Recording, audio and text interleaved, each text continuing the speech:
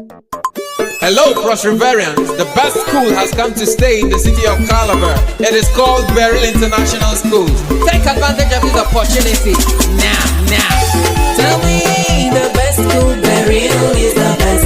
Tell me the best school.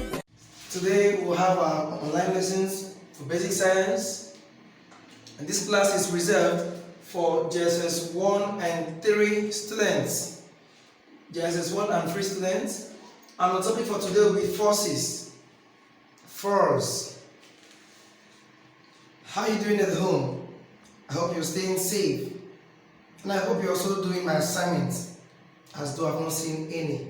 Please ensure to do your assignment and submit. Okay, now during the course of this lesson, we are going to learn about the concept of forces. We are also going to identify types of forces. We're going to describe balanced and unbalanced forces. So, one would wonder, what is a force? This is the first objective, definition or meaning of a force or forces. Now, a force is defined as anything at all that enables something or a body to move. Anything that can require a body to move in any direction. Now let's take this. A force is defined as anything that causes a body to either move or stops a body from movement. So force here is anything at all that can make a body to move or stops that same body from moving. Don't forget we're talking about body, we're not quite referring to the human body, we're referring to objects, we're referring to anything that has mass, anything that has weight. Okay, so now in physics, the concept of force is used to describe how a mass is affected, be it in form of acceleration or mechanical stress. Force can also be described by intuitive concepts such as a push or pull that can cause an object with mass. Take note of that. A pull or push that can cause an object with mass to change its velocity, which includes moving from one state or moving from a state of rest or to accelerate. The SI unit of force is Newton and was named after the man that discovered it. His name is Sir Isaac Newton. Now, Sir Isaac Newton was also the first man to discover the fact about gravity. Now, if you remember, we treated forces, or we did mention force when we were talking about gravitation and weightlessness in our previous class. So, forces can also be described in the following ways. Thrust. Sorry, this is thrust, not the other thrust you know. Thrust. Thrust is also, or thrust is any force which increases the velocity of an object with mass. It involves pushing an object with force or strength. Now let me demonstrate this for you. Now, assuming this is, of course, this is an object with mass. This is called a retort stand. This is an object with mass. So we're saying that force can be described as a thrust. Thrust in the sense that this body is being compelled to move by force. So by the time I push it this way or I drag it this way in force, now this refers to what? This, thrust. Let me take it again. The thrust is any force which increases the velocity of an object. It involves pushing an object with force or strength. So another one is a rolling vehicle or a wheel. If you have a wheel that ordinarily is in velocity, is rolling in movement, you now force it to move faster. So when you force it to move faster with strength, That is being described as what? Thrust. Take notes. Now, drag is the second way we can also describe force. Drag. This is any force which decreases the velocity of an object. It involves pulling an object, especially on the ground. Now, you agree with me that when you're dragging something, it can't move as fast as when you're pushing it. So, drag here is the force that tends to decrease the velocity of an object. It is the force that tends to decrease, that tends to reduce the velocity of an object or a body with mass. And let's also look at tug here. Now, tug is the tendency of a force to rotate an object about an axis. That's tug. Now, let's take for instance, we have this object here. You're still using the retort stand, for example. So, if a force is applied on this object that enables it to rotate in a given axis, now that's what we refer to as a tug. Now, in most cases, let me also do it this way, so it can rotate this way. Yeah. Now, in most cases, take a look at that. You see, so the level at which it rotates depends on the force applied or the direction of the force applied. So if the force is applied in anti-clockwise way, it's going to rotate that way. And if it is applied clockwise, it's going to rotate that way. Now let's look at the last one here, deform. Deform. Deform here can also be seen, or can also be seen be explained as okay, let me take it this way. Deform force can also cause a flexible object to deform. Now let's take for example, this is a flexible object. When a force is applied to this object, it tends to deform it.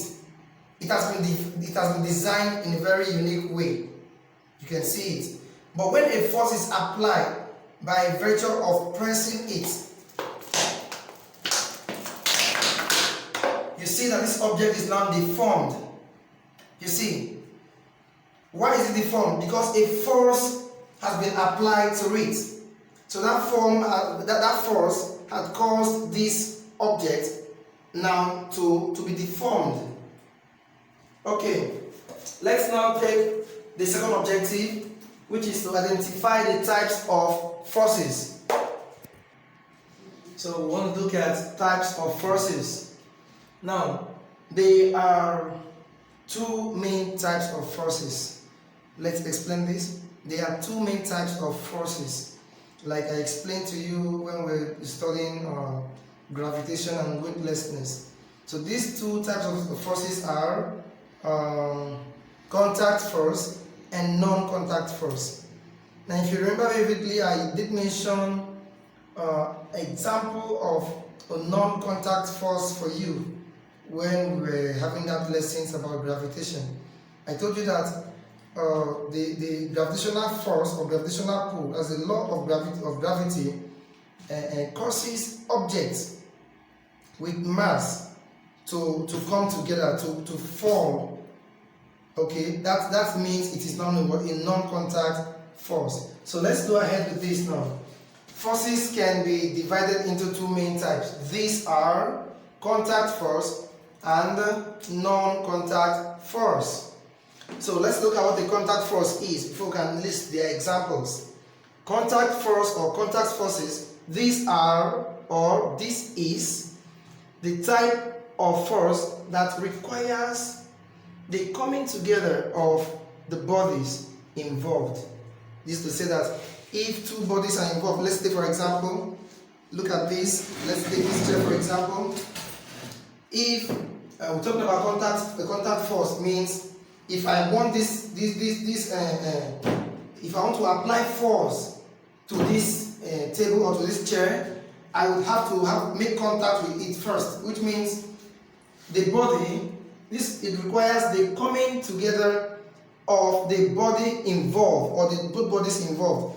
So myself and this chair, if I must make any contact, if I must apply any force to this chair, it means myself and the chair must come in contact together, which means I must hold it. That's what it means for the both bodies to come together. I must do what? Hold this chair in order to apply a force of, say, push or pull. Okay, let's go ahead. In fact, it involves a physical contact, as the name suggests or as the name implies.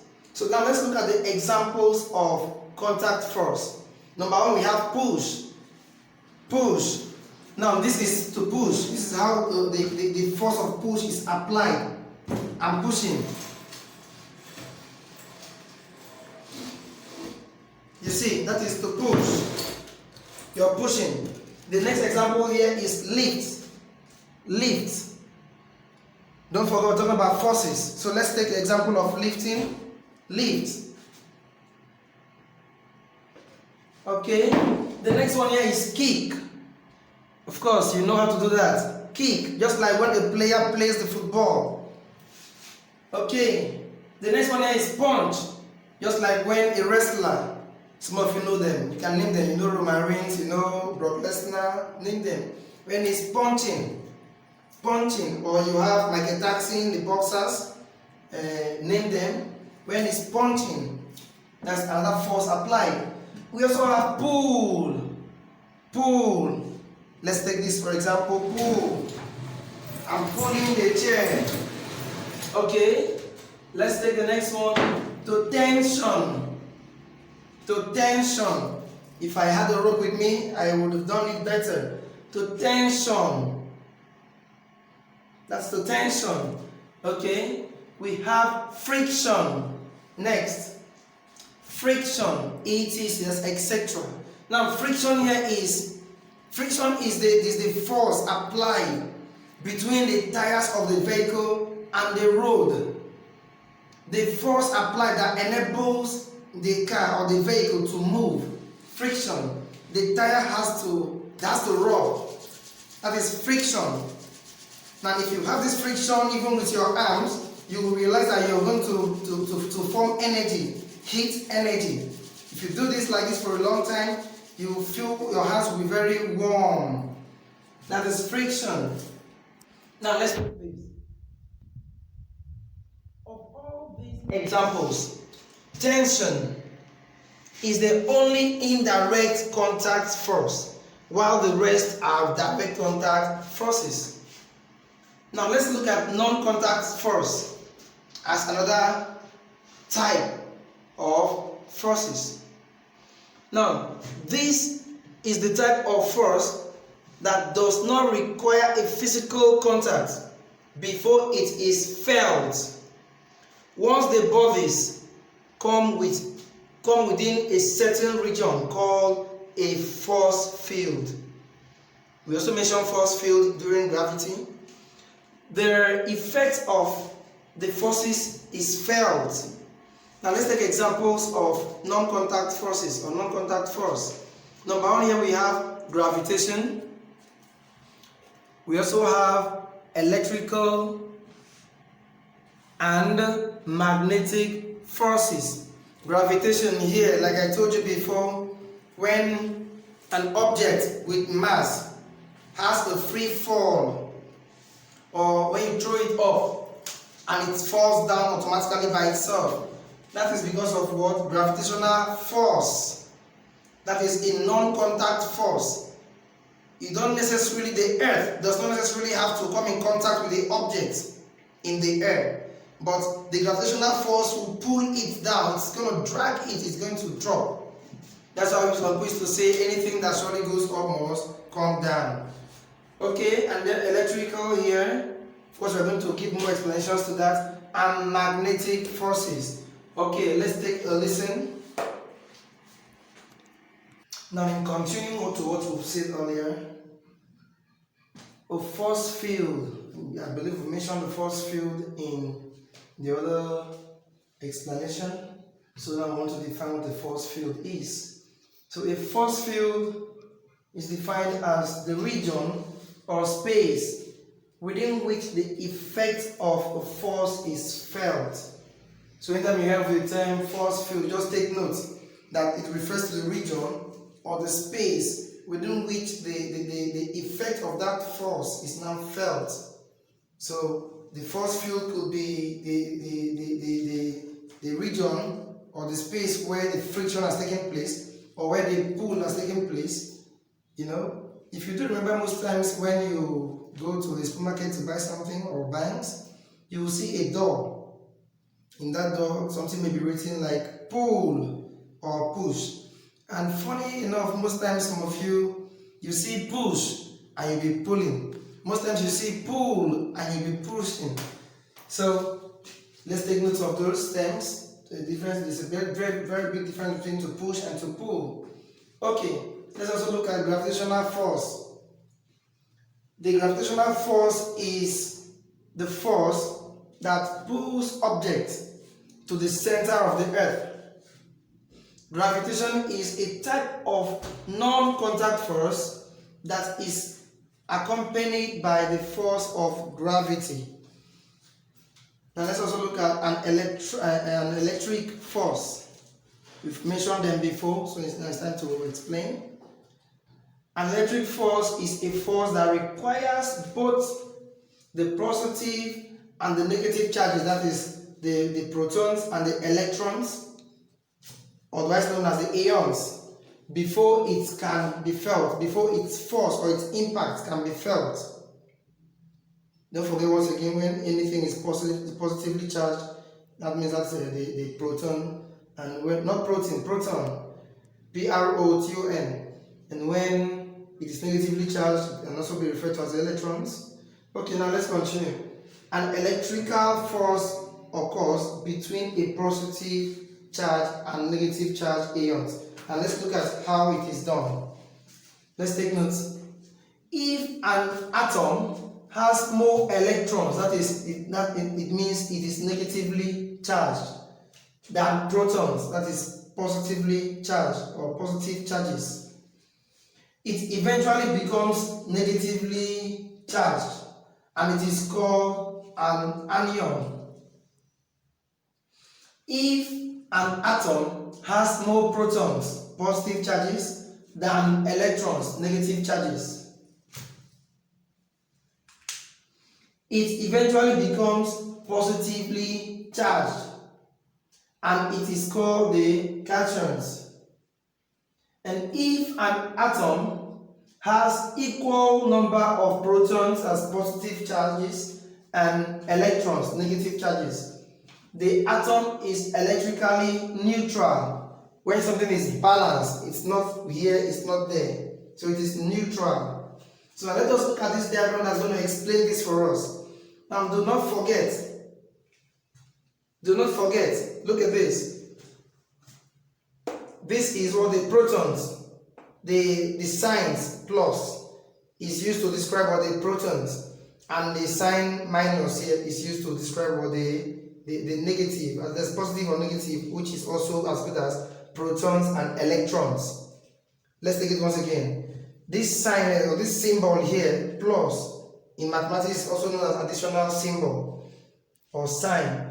It is used here to describe when something is being positive, or when it's in electrical, it refers to what? Protons.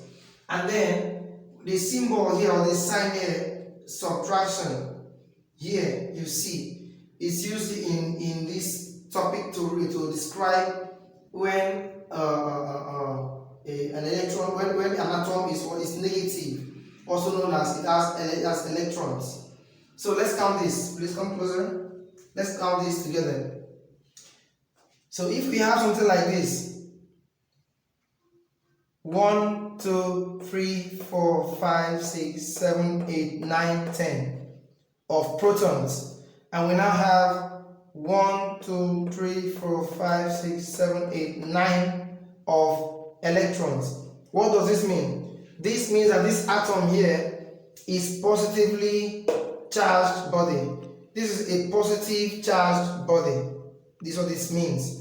And if we also have this here, Let's count. 1, 2, 3, 4, 5, 6, 7, 8, 9 protons. And 1, 2, 3, 4, 5, 6, 7, 8, 9, 10 electrons. What does this mean? This means that this atom here is a negative charged body, or it is negatively charged. How about this? Let's count together. 1, 2, 3, 4, 5, 6, 7, 8, 9, 10. And 1, 2, 3, 4, 5, 6, 7, 8, 9, 10. Now it is equal. The protons here are equal to the electrons. So what do you say about this? We say that this atom here is neutrally charged, or it's a neutral charged body. Hope you understand that. I'm sure you have so many questions. If you do have any question, please just note it down. Note it down at the end of the class. You write your assignment and note your questions, or pen down your questions and submit to me. Okay. We have come to the end of this class. But before you do my assignment for me, let us have a recap. Today we've been able to explain the concept or the meaning of forces or force. And what did we say force is? We said a force is anything that can act on a body that has weight and cause it to have what? Velocity, or cause it to move. So anything that enables any body that has weight. When I'm talking about body, don't forget we're talking about objects or anything that has mass. So anything that causes a body or an object that has mass or weight to move is referred to as what? A force. And then we also listed out types of forces. We said we have two main types of forces. That we have contact and non-contact forces. So we said that examples of contact forces are push, pull. Once again, like when you go to most clinics or fast food or supermarkets or the banks, and you see by the door, you see something like this by the door handle. The door handle, you see something like this, push, push. Or something like this, pull. You see? So when you see something like this, push or pull, you know, when you get to that supermarket, you see push. What do you have to do? You just push the door and you go in. And when it's something like pull, what do? You hold it and pull it back towards yourself. So these two are examples of contact forces, or a contact force. And then we also made mention of examples of non-contact force. We stated electrical force to be an example of non-contact force. We also stated gravity or gravitation to be an example of non-contact force, because every object is what is required according to the gravitational force to do what? To fall, or they are pulled down to the earth. And then we also made mention of, do you know even magnets too? Magnets, of course, I've given you assignments here about that, but it also has its own force too. So I'm not going to say much about that, but I'll need you to write on that for me too. Okay, and we also okay, we're going to leave this now. We're going to leave the third objective for our next class, which is to describe the balanced and unbalanced forces. So we're going to do this in our next class. So I need you now to do something for me. I want you to state the law of magnetism for me, and also write short notes on the concept of friction. Please do this for me and submit as soon as possible. Until we meet again in our next class, bye for now.